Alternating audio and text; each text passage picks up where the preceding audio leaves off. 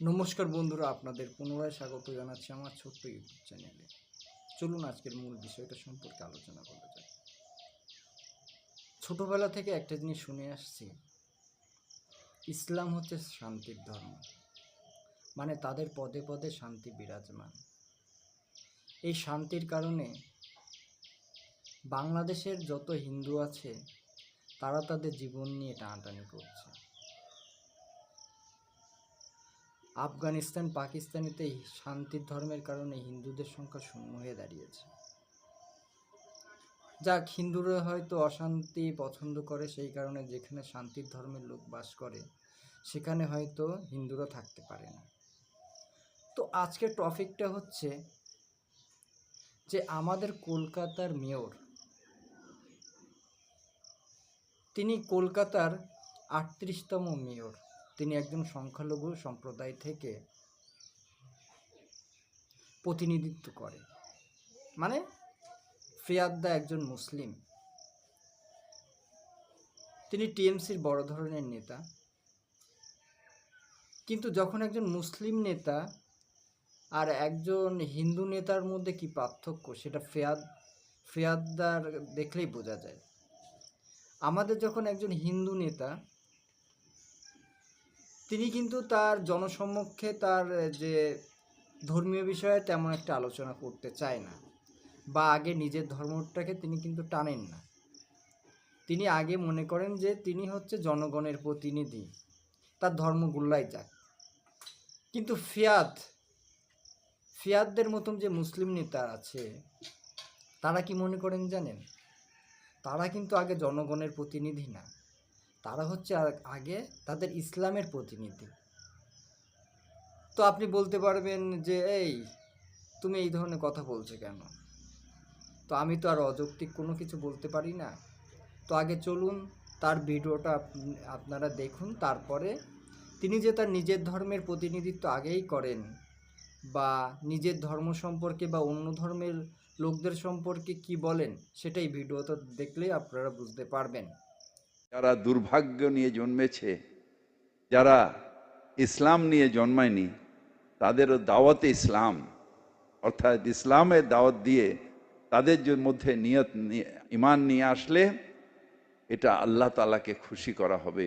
ইসলাম ধর্মাবলম্বী নয়, তাদের মধ্যে ছড়াতে হবে। শক্তিশালী মনে হয় যখন সবাই টুপি পরে এখানে বসে আছেন, হাজার হাজার মানুষ বসে আছে, তখন মনে হয় ইসলামের ঐক্য একটা জায়গায় আছে যেখানে আমাদের কেউ কোনোদিন দাবাতে পারবে না। ইনশাআল্লাহ, ইনশাআল্লাহ। আল্লাহু আকবার, আল্লাহু আকবার, আল্লাহু আকবার। আল্লাহু আকবার। জনকেও আমরা ইমানের দিকে নিয়ে আসতে পারি, তাহলে সত্যিকারের ইসলাম ধর্মের শুদ্ধি হবে এবং সেটা বিস্তারিত হবে।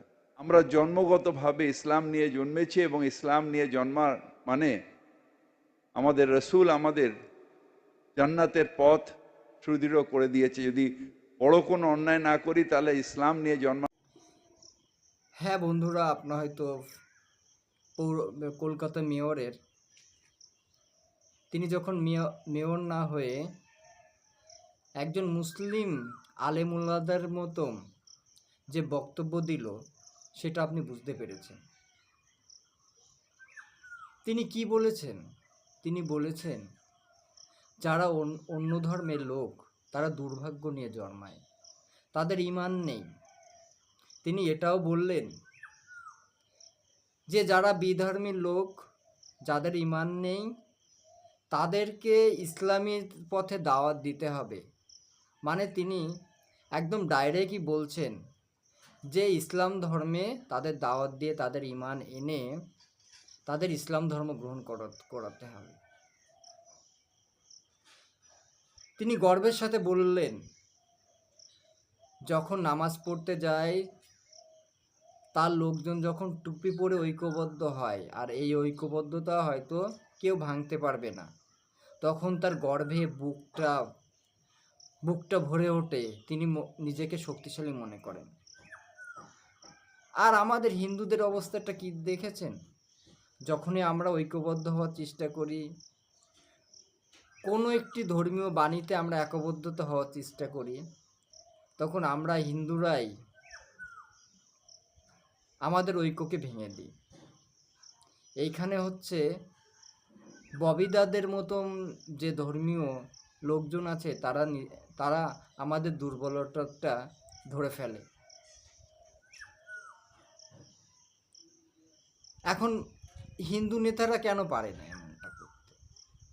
তারা আগে নিজের রাজধর্ম বাদ দিয়ে নিজের ধর্মটাকে কি এগিয়ে নিতে পারে না? কিন্তু পারবে না। তাই যদি পারত তাহলে ভারতের বুকে এত মুসলিম শাসক এসে শাসন করতে পারত না। আর এখনো বলছি যে ভারতের বুকে 95% হিন্দু, তারাও তাদের কিন্তু যে মনের আবেগ সেটাও কিন্তু প্রকাশ করতে ভয় পায়।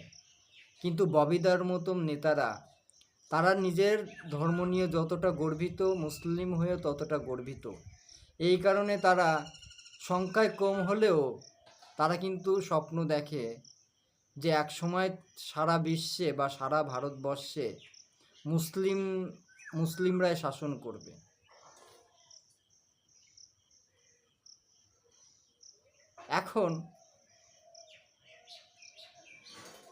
এখন একজন মুসলিম নেতা হয়ে যদি বড় ধরনের এই ধরনের স্বপ্ন দেখতে পারে, কিন্তু হিন্দু নেতারা দেখতে পারে না কেন? আমার কোশ্চেনটা হচ্ছে তাই।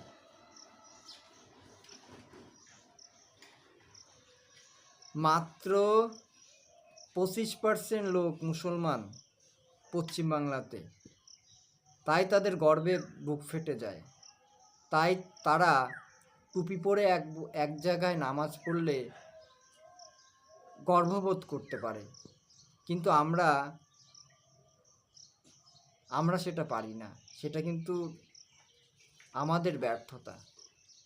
কারণ আমরা ধর্মীয় গুরু হিসেবে না পেয়েছি কোনো বড় নেতা, আর রাজনৈতিকভাবেই আমাদের যে নেতারা আছে তারা কিন্তু নিজেদের ফায়দাটাই দেখে। তারা কিন্তু কখনো দেখে না যে নিজের ধর্মটাকে আগে বড় করে, নিজের ধর্মটাকে বাঁচিয়ে রাখি। এটাই হচ্ছে আমাদের ব্যর্থতা। আর ফিয়াদ বলল না যে যখন তাদের লোকজন টুপি পরে নামাজ পড়তে যায় বা রাস্তাঘাটে বেড়ায়, তখন তার গর্ভে বুকটা পড়ে যায়। আর তখন আমি কীভাবে জানেন? তখন তো আমি ভয়ে একদম আড়ষ্ট হয়ে যাই। কারণ এখনই এদের এই চিল্লামিল্লি, আর যখনই 50% বা 40% হয়ে যাবে, তখন আমাদের তো দুর্গাপুজোই বন্ধ হয়ে যাবে। আমরা এখন জয় শ্রীরাম বললেই আমাদের একটু অন্য চোখে দেখা হয়, কিন্তু যখন ওদের সংখ্যা বেড়ে যাবে, ফিরহাদ হাকিমের স্বপ্ন যখন পূরণ হয়ে যাবে, তখন বুঝতে পারছেন আমাদের হিন্দুদের কপালে কত কষ্ট আছে। এখনো আমাদের ঐক্যবদ্ধ হতে হবে, তবেই তো আমাদের ধর্ম বেঁচে থাকলে হিন্দুরা বেঁচে থাকবে, আর ধর্ম যখনই শেষ হিন্দুরাও শেষ। তো প্রিয় বন্ধুরা, আমি আমার ছোট্ট বক্তব্য আপনাদের বোঝাতে পেরেছি কিনা আপনারা কমেন্ট বক্সে সেটা বলবেন। আর আমাদের একটাই পথ খোলা আছে, জাতপাত ভুলে গিয়ে ঐক্যবদ্ধ হতে হবে। নইলে ফ্রাদরা যেরকম অফার দিচ্ছে, যেমন দাওয়াতে ইসলাম গ্রহণ করার জন্য বা হিন্দুদের ইমানদার করার জন্য যেভাবে চেষ্টা চলেছে, অদূর ভবিষ্যৎ কিন্তু আমাদের জন্য অন্ধকার।